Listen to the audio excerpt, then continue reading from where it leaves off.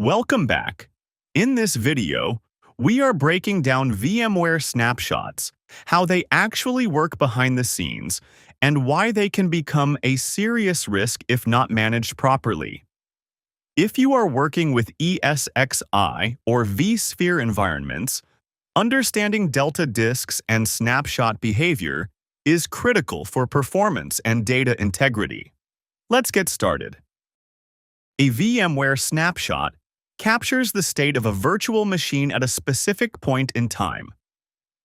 This includes the virtual disk, memory state if selected, and the VM configuration. But here is the key point. A snapshot is not a backup. It's a temporary state preservation tool, mainly used for testing, updates, or quick rollback scenarios. Now, let's walk through how to take a snapshot in VMware vCenter. First, select the virtual machine you want to snapshot.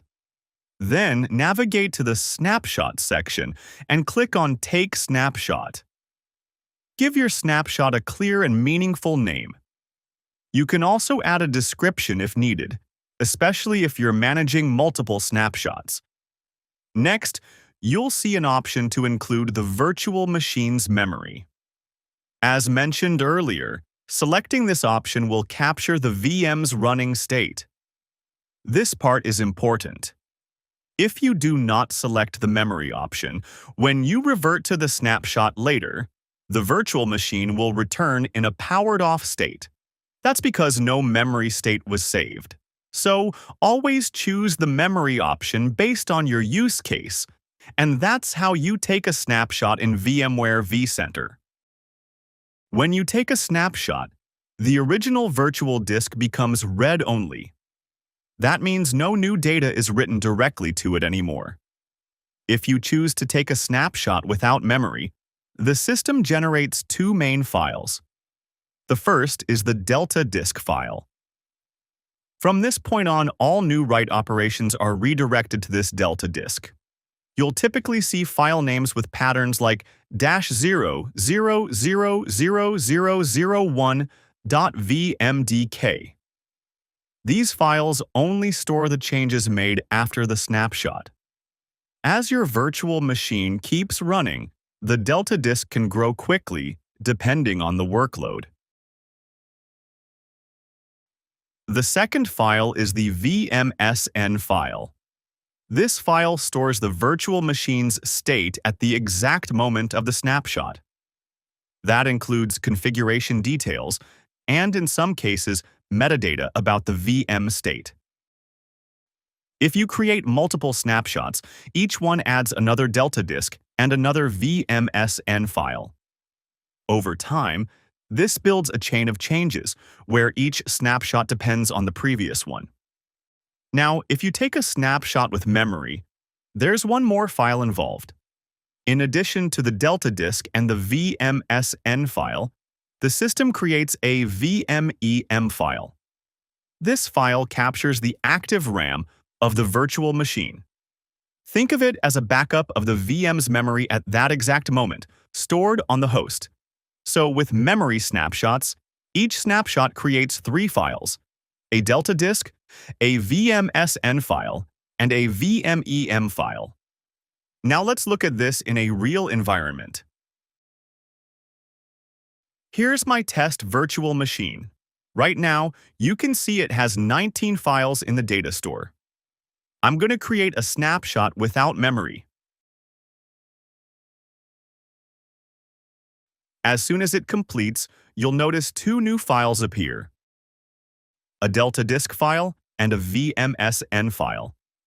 Next, I'll create two more snapshots. Each time, you'll see another pair of files added: one Delta disk and one VMSN file per snapshot. So clearly, every additional snapshot without memory creates two additional files. Now I'll delete the previous snapshots to clean things up. Next, I'll create a snapshot with memory. This time, you'll see three new files generated: the Delta disk file, the VMSN file, and the VMEM file.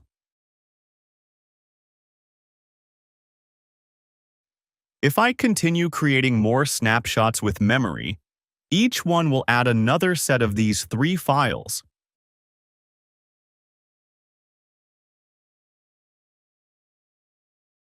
When multiple snapshots exist, they form a chain.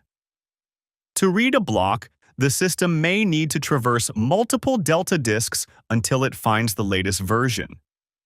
This increases read complexity and directly impacts performance. Snapshots introduce additional disk input-output overhead. Writes are redirected. Reads may traverse multiple files, and overall latency increases. In production environments, keeping snapshots for long periods can significantly degrade performance. One of the biggest risks is storage consumption. Delta disks can grow unexpectedly and fill up the data store. If the data store runs out of space, the virtual machine can pause or even crash, leading to potential data loss. When you delete a snapshot, VMware consolidates the changes by merging delta disks back into the base disk. This process is resource-intensive and can temporarily impact performance, especially for large snapshots. Always use snapshots for short-term purposes, such as testing or patching. Monitor their size regularly and avoid maintaining multiple snapshots for extended periods. A good rule is to remove snapshots within 24 to 72 hours. Snapshots are powerful but can become dangerous if misused. Understanding delta disks and their impact helps you maintain a stable and high-performing virtual environment. If you found this useful, subscribe for more deep technical content.